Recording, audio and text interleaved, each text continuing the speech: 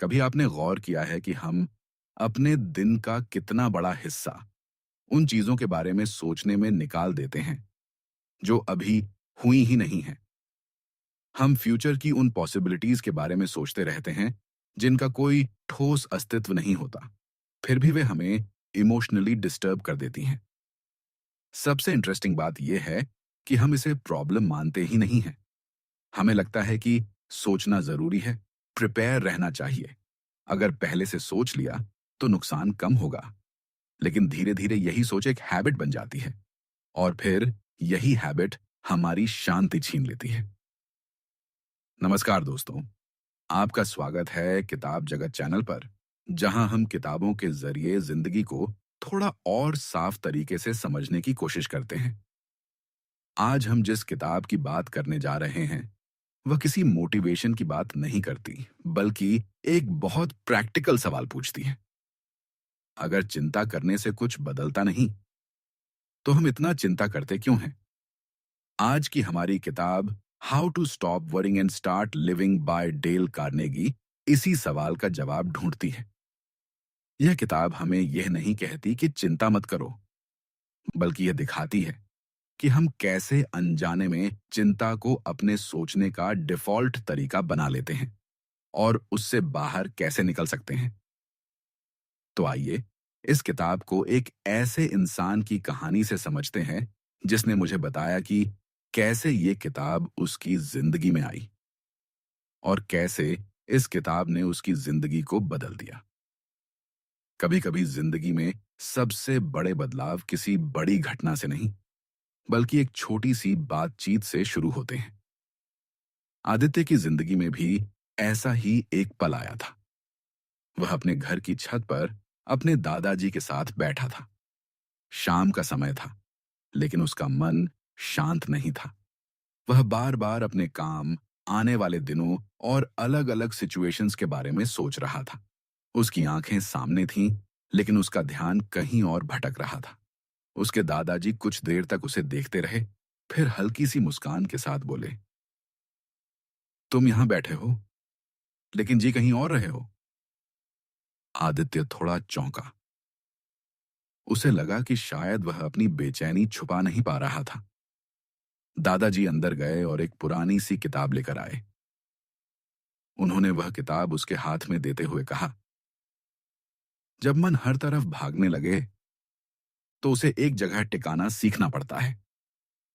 वह किताब थी how to stop worrying and start living. Aditya ने उसे कैजुअली खोला, लेकिन जैसे जैसे वह पढ़ने लगा उसे एहसास होने लगा कि यह सिर्फ चिंता कम करने की बात नहीं कर रही, बल्कि यह सिखा रही है कि इंसान अपने मन को कहाँ और कैसे टिकाता है। और शायद इसी बात को समझने के लिए दादाजी ने उसे यह किताब दी थी, क्योंकि उसकी असली समस्या बाहर की नहीं, बल्कि उस आदत की थी जिसमें वह आज में रहते हुए भी कल की चिंता में खो जाता था। तो आइए जानते हैं इस किताब को और उसकी बातों को जिसने आदित्य की जिंदगी को एक नया मोड़ दिया। Chapter 1, Why Worry Feels Normal। हम में से ज्यादातर लोग यह मानकर चलते हैं कि चिंता करना जिम्मेदारी का हिस्सा है। अगर हम किसी चीज के बारे में सोच नहीं रहे तो हमें लगता है कि हम केयरलेस हो रहे हैं। मान लीजिए आपको एक इंपॉर्टेंट प्रेजेंटेशन देनी है।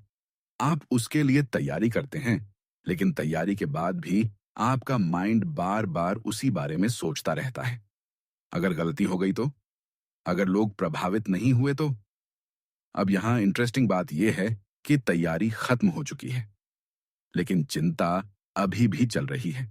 ऐसा ही कुछ हाल आदित्य का भी था जब उसको एक ऑफिस में एक प्रेजेंटेशन करना था। वह अपनी तैयारी को लेकर कम और बाद के परिणाम को ज्यादा सोच रहा था।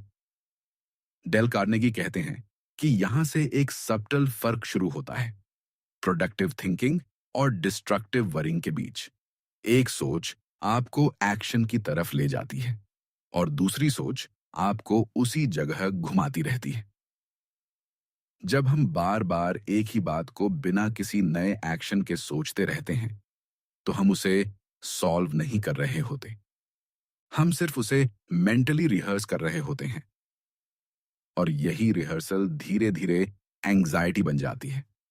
यही कारण है कि चिंता हमें नॉर्मल लगती है, क्योंकि हम उसे सोच समझ कर नहीं, आदत के रूप में कर रहे होते हैं।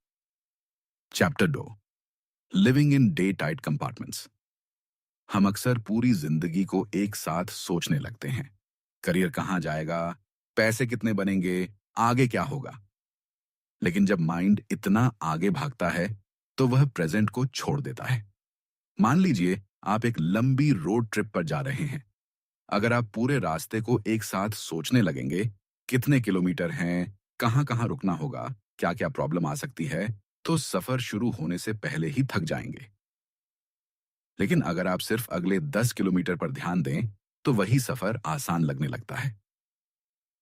आदित्य की सबसे बड़ी आदत थी कि वह सुबह उठते ही अपने दिन के काम शुरू करने के बजाय यह सोचने लगता था कि अगर यह काम देर से हुआ तो क्या होगा, अगर अगले हफ्ते का प्रोजेक्ट सही से नहीं हुआ तो क्या होगा। जिस दिन दादाजी ने उसे यह किताब दी थी, उससे पहले उन्होंने एक बात कही थी कि जब तुम आज के काम को छोड़कर कल की चिंता में लग जाते हो, तो तुम दो जगह जीने की कोशिश करते हो और दोनों जगह अधूरे रह जाते हो। डेल कार्नेगी इसी बात को डे टाइट कंपार्टमेंट्स कहते हैं। उनका कहना है कि अगर इंसान पूरे भविष्य को एक साथ अपने दिमाग में लेकर चलता है तो वह खुद को ओवरलोड कर देता है। लेकिन अगर वह अपने दिन को छोटे हिस्सों में बांट दे, सिर्फ आज पर ध्यान दे, तो उसका माइंड धीरे धीरे स्थिर होने लगता है। आदित्य ने इस बात को प्रैक्टिस करना शुरू किया। उसने खुद से कहा कि आज का दिन सिर्फ आज के लिए है। जब भी उसका माइंड फ्यूचर में जाने लगता, वह खुद को वापस आज में लाता। शुरुआत में यह आसान नहीं था, क्योंकि उसका माइंड बार बार भागता था। लेकिन कुछ दिनों बाद उसे महसूस हुआ कि उसकी बेचैनी थोड़ी कम होने लगी है। जब इंसान पूरे जीवन को एक साथ संभालने की कोशिश करता है तो वह दबाव महसूस करता है। लेकिन जब वह सिर्फ इस पल को संभालता है तो उसे क्लैरिटी मिलती है। Chapter 3, the trap of worst case thinking. जब भी कोई अनसर्टेनिटी होती है, हमारा mind automatically worst case scenario बना लेता है। डेल कार्नेगी एक टेक्निक बताते हैं जिसे उन्होंने खुद अपने जीवन में इस्तेमाल किया। जब वह बहुत ज्यादा वरी करते थे तो उन्होंने खुद से 3 सवाल पूछने शुरू किए। सबसे बुरा क्या हो सकता है, क्या मैं उसे एक्सेप्ट कर सकता हूं, और मैं उसे बेहतर कैसे कर सकता हूं। किताब में उन्होंने एक केस शेयर किया है एक बिजनेसमैन का, जो अपने बिजनेस लॉस को लेकर इतना परेशान था कि वह मेंटली टूटने लगा था। लेकिन जब उसने कॉन्शियसली वर्स्ट केस को डिफाइन किया तो उसे एहसास हुआ कि सिचुएशन उतनी भी कैटास्ट्रॉफिक नहीं है जितनी वह अपने माइंड में बना रहा था। जैसे ही उसने वर्स्ट केस को एक्सेप्ट किया, उसका डर कम हो गया और तभी वह क्लियर माइंड से सॉल्यूशन सोच पाया। एक दिन ऑफिस में आदित्य से एक छोटी सी गलती हो गई। यह गलती इतनी बड़ी नहीं थी कि उससे कोई बड़ा नुकसान हो, लेकिन उसके माइंड में एक अलग ही कहानी शुरू हो गई। उसने सोचना शुरू किया, अगर यह बात आगे बढ़ गई तो, अगर इससे मेरी रेपुटेशन खराब हो गई तो, अगर इससे मेरे करियर पर असर पड़ा तो। वह घर आया, लेकिन उसका मन उस गलती में ही उलझा रहा। वह बार बार उसी सिचुएशन को रीप्ले करता रहा और हर बार उसका कंक्लूजन और भी ज्यादा नेगेटिव होता गया। कार्नेगी इस हैबिट को बहुत स्पष्ट तरीके से समझाते हैं। वह कहते हैं कि हमारा माइंड अक्सर अनसर्टेनिटी को सहन नहीं कर पाता, इसलिए वह अपने आप सबसे खराब पॉसिबिलिटी बना लेता है। इससे बाहर निकलने के लिए वह एक स्ट्रक्चर्ड अप्रोच देते हैं। पहले यह साफ करो कि सबसे बुरा क्या हो सकता है, फिर खुद से ईमानदारी से पूछो कि अगर वह हो भी जाए तो क्या तुम उसे संभाल सकते हो। और तीसरा, उस स्थिति को बेहतर बनाने के लिए प्रैक्टिकल स्टेप्स सोचो। आदित्य ने पहली बार यह एक्सरसाइज की। उसने खुद से पूछा, सबसे बुरा क्या हो सकता है। जवाब था, शायद मुझे एक वार्निंग मिलेगी। फिर उसने सोचा, क्या मैं इसे संभाल सकता हूं? जवाब था, हाँ, यह अंत नहीं है। जैसे ही उसने यह क्लैरिटी पाई, उसका डर आधा हो गया। यहां एक गहरी बात है। जब तक हम वर्स्ट केस से भागते हैं, वह हमें डराता रहता है। लेकिन जैसे ही हम उसे सामने से देखते हैं, उसका असर कम हो जाता है। डर अक्सर उस चीज से नहीं होता जो होगी, बल्कि उस अनिश्चितता से होता है जिसे हम साफ साफ देख नहीं पा रहे। डर तब बढ़ता है जब चीजें अस्पष्ट होती हैं। जैसे ही हम उन्हें साफ देखते हैं, उनका आकार छोटा होने लगता है। Chapter 4, the illusion of control. हमारी चिंता का एक बड़ा हिस्सा इस बात से जुड़ा होता है कि हम हर चीज को अपने कंट्रोल में रखना चाहते हैं। मान लीजिए आपने एक इंपॉर्टेंट ईमेल भेजा है। आपने उसे केयरफुली लिखा है, बार बार चेक किया है। अब टेक्निकली आपका काम खत्म हो चुका है। लेकिन उसके बाद क्या होता है? आप बार बार इनबॉक्स चेक करते हैं, सोचते हैं कि सामने वाला क्या सोचेगा, रिप्लाई कब आएगा, क्या इंप्रेशन बना होगा। यहां एक सटल मिस्टेक होती है। आपने एक्शन पूरा कर लिया है, लेकिन आपका माइंड अभी भी उस रिजल्ट को कंट्रोल करने की कोशिश कर रहा है, जो आपके हाथ में है ही नहीं। डेल कार्नेगी कहते हैं कि चिंता का बड़ा कारण यही है। हम अपनी एनर्जी वहां खर्च कर रहे होते हैं जहां उसका कोई असर नहीं पड़ता। अगर हम हर सिचुएशन में खुद से यह पूछना शुरू करें, क्या यह मेरे कंट्रोल में है, तो बहुत सी चिंता अपने आप खत्म हो सकती है। जो चीज आपके कंट्रोल में है, वहां एक्शन लीजिए। जो नहीं है, वहां एक्सेप्टेंस सीखिए। यह सिंपल डिस्टिंक्शन ही माइंड को बहुत हल्का कर देता है। Chapter 5, the hidden cost of worry. हम अक्सर यह सोचते हैं कि चिंता सिर्फ माइंड में होती है, लेकिन उसका असर पूरे शरीर पर पड़ता है। कार्नेगी ने कई डॉक्टर्स के ऑब्जर्वेशंस का जिक्र किया है, जहां उन्होंने पाया कि कई लोग फिजिकल बीमारी से ज्यादा वरी की आदत से परेशान होते हैं। अगर आप ध्यान दें, तो जब आप बहुत ज्यादा सोचते हैं, तो आपका शरीर भी रिएक्ट करता है। शोल्डर्स टाइट हो जाते हैं, ब्रीदिंग शैलो हो जाती है, और धीरे धीरे फटीग महसूस होने लगता है। यह इसलिए होता है क्योंकि आपका शरीर लगातार अलर्ट मोड में रहता है, जैसे कोई खतरा सामने हो। आदित्य को भी धीरे धीरे महसूस होने लगा कि चिंता सिर्फ उसके विचारों तक सीमित नहीं है। उसका असर उसके शरीर पर भी पड़ रहा था। उसे नींद ठीक से नहीं आती थी, वह जल्दी थक जाता था और छोटी छोटी बातों पर इरिटेट हो जाता था। एक दिन वह डॉक्टर के पास गया। डॉक्टर ने उससे लंबी बातचीत के बाद कहा, तुम्हारी समस्या फिजिकल कम और मेंटल ज्यादा है। कार्नेगी इस किताब में एक बिजनेसमैन की कहानी बताते हैं जो लगातार चिंता करता था। धीरे धीरे उसकी हेल्थ खराब होने लगी, लेकिन जब उसने अपनी सोचने की आदत को बदला और चिंता कम की, तो उसकी हेल्थ भी सुधरने लगी। आदित्य को पहली बार एहसास हुआ कि वह अपनी एनर्जी को गलत जगह खर्च कर रहा है। वह प्रॉब्लम्स को सॉल्व करने से ज्यादा उन्हें मेंटली जी रहा था। जब हम बार बार एक ही चिंता को सोचते हैं, तो हम उसे कई बार जीते हैं, भले ही वह असल में एक ही बार हुई हो। अब सोचिए, अगर यह स्टेट आपकी जिंदगी में रोज बनी रहे, तो उसका असर कितना गहरा होगा। यही कारण है कि चिंता सिर्फ एक मेंटल हैबिट नहीं है, यह एक फिजिकल लोड भी है जो हम हर दिन उठाते हैं। जब हम अपने थॉट्स को थोड़ा शांत करना सीखते हैं, तो हमारा शरीर भी नेचुरली रिलैक्स होने लगता है। Chapter 6, occupy your mind with meaning. एक सिंपल ऑब्जर्वेशन है, जब आप जेन्युइनली किसी काम में डूबे होते हैं, तो आपका माइंड अननेसेसरी चीजों के बारे में नहीं सोचता। मान लीजिए आप किसी काम में इतने इन्वॉल्व्ड हैं कि आपको टाइम का पता ही नहीं चलता। उस दौरान आपका माइंड पूरी तरह प्रेजेंट में होता है। लेकिन जैसे ही आपके पास कोई डायरेक्शन नहीं होती, माइंड खुद ही रैंडम थॉट्स जनरेट करना शुरू कर देता है। एक रविवार को आदित्य के पास कोई खास काम नहीं था। उसने सोचा कि आज वह आराम करेगा। लेकिन जैसे जैसे दिन आगे बढ़ा, उसका माइंड और ज्यादा एक्टिव हो गया। वह पुरानी बातों को याद करने लगा, फ्यूचर की चिंताओं के बारे में सोचने लगा। कार्नेगी कहते हैं कि जब माइंड के पास कोई दिशा नहीं होती, तो वह खुद ही प्रॉब्लम्स क्रिएट करने लगता है। लेकिन यहाँ एक महत्वपूर्ण फर्क है। सिर्फ बिजी रहना और मीनिंगफुल काम में लगे रहना अलग चीज है।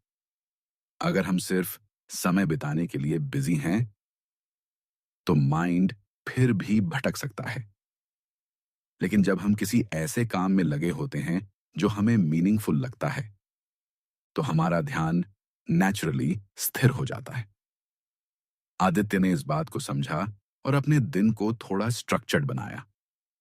उसने ऐसे काम चुने जिनमें उसका मन लगता था। रीडिंग, लर्निंग, कुछ नया बनाना। धीरे धीरे उसने देखा कि उसका माइंड कम भटकने लगा है।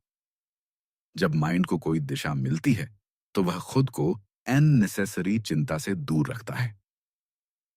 Chapter 7, trying to control the uncontrollable. Aditya की एक और आदत थी। वह हर चीज को अपने अनुसार चलाना चाहता था। अगर चीजें उसकी प्लानिंग के अनुसार न हो, तो वह परेशान हो जाता था। एक दिन उसका एक इंपॉर्टेंट प्लान फेल हो गया। पहले की तरह वह फ्रस्ट्रेट होने लगा, लेकिन इस बार उसने खुद से एक अलग सवाल पूछा, क्या यह चीज मेरे कंट्रोल में थी? कार्नेगी कहते हैं कि चिंता का एक बड़ा कारण यह है कि हम उन चीजों को कंट्रोल करने की कोशिश करते हैं जो हमारे कंट्रोल में नहीं होती। एक सिंपल उदाहरण है मौसम। हम चाहें तो भी उसे बदल नहीं सकते, लेकिन फिर भी हम कई बार उन चीजों को लेकर परेशान होते हैं जिन पर हमारा कोई कंट्रोल नहीं होता। आदित्य ने धीरे धीरे यह समझा कि उसे हर चीज को कंट्रोल करने की जरूरत नहीं है। उसे सिर्फ उन चीजों पर ध्यान देना है जो उसके हाथ में है। जब इंसान यह फर्क समझ लेता है, तो उसका आधा स्ट्रेस अपने आप खत्म हो जाता है। Chapter 8, acceptance changes the experience. एक दिन आदित्य के साथ एक ऐसी सिचुएशन हुई जिसे वह बदल नहीं सकता था। पहले की तरह उसका माइंड रेजिस्ट करने लगा। ऐसा क्यों हुआ? यह नहीं होना चाहिए था। लेकिन इस बार उसने खुद से पूछा, अगर मैं इसे बदल नहीं सकता, तो क्या मैं इसे स्वीकार कर सकता हूं? कार्नेगी कहते हैं कि एक्सेप्टेंस का मतलब हार मानना नहीं है।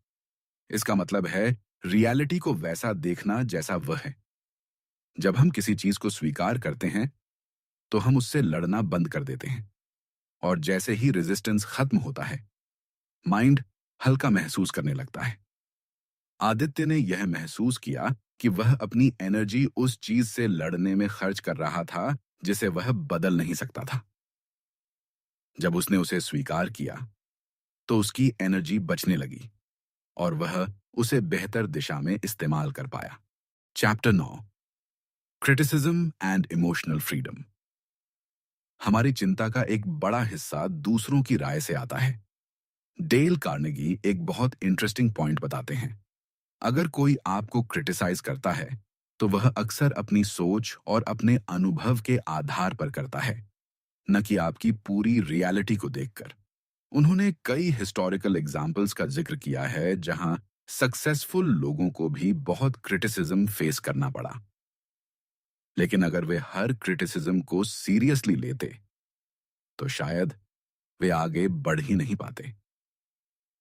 इसका मतलब यह नहीं है कि हर क्रिटिसिज्म गलत होता है, बल्कि यह समझना जरूरी है कि कौन सा फीडबैक यूजफुल है और कौन सा सिर्फ ओपिनियन है। एक बार किसी ने आदित्य के काम की आलोचना की। वह पूरे दिन उसी बात को सोचता रहा। उसे लगा कि शायद वह अच्छा नहीं है, लेकिन फिर उसे कार्नेगी की क्रिटिसिज्म वाली बात याद आई। आदित्य ने याद किया कि जैसे कार्नेगी ने किताब में बताया था, वैसे हर क्रिटिसिज्म को दिल पर लेने की जरूरत नहीं है। कुछ क्रिटिसिज्म यूजफुल होते हैं और कुछ सिर्फ रिफ्लेक्शन होते हैं। जब उसने यह फर्क समझा, तो उसने खुद को अननेसेसरी इमोशनल स्ट्रेस से बचाना शुरू किया। Chapter 10, building a new thinking pattern. धीरे धीरे आदित्य को समझ में आने लगा कि चिंता एक हैबिट है, और जैसे हर हैबिट बनती है वैसे ही इसे बदला भी जा सकता है। कार्नेगी का पूरा अप्रोच यही है, हमें अपने माइंड को ट्रेन करना होगा। ये ट्रेनिंग धीरे धीरे होती है, हर दिन छोटे डिसीजन से। आज में रहना, वर्स्ट केस को क्लियर करना, मीनिंगफुल काम करना और एक्सेप्टेंस सीखना। आदित्य ने इन चीजों को एक एक करके अपनाना शुरू किया। कुछ दिन अच्छे जाते, कुछ दिन फिर से पुरानी आदतें लौट आती, लेकिन अब उसे फर्क समझ में आने लगा था। और यही अवेयरनेस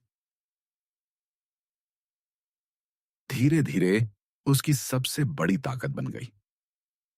कुछ महीनों बाद आदित्य की जिंदगी बाहर से बहुत ज्यादा नहीं बदली थी, लेकिन उसके अंदर एक शांति आ चुकी थी जो पहले नहीं थी। अब वह हर विचार को सच नहीं मानता था। अब वह हर चिंता को पकड़कर नहीं बैठता था। डेल कार्नेगी हमें यह नहीं सिखाते कि चिंता खत्म हो जाएगी। वह हमें यह सिखाते हैं कि हम चिंता के साथ कैसे जी सकते हैं, बिना उसके गुलाम बने। अंत में कार्नेगी का पूरा मैसेज एक जगह आकर क्लियर हो जाता है। चिंता कोई एक्सटर्नल प्रॉब्लम नहीं है, यह एक इंटरनल पैटर्न है। और जैसे हर पैटर्न सीखा जाता है, वैसे ही इसे बदला भी जा सकता है। यह बदलाव ओवरनाइट नहीं होता, यह धीरे धीरे छोटे डिसीजन से होता है। क्या मैं इस थॉट को पकड़कर बैठूंगा या छोड़ दूंगा? क्या मैं इस सिचुएशन को कंट्रोल करने की कोशिश करूंगा या एक्सेप्ट करूंगा?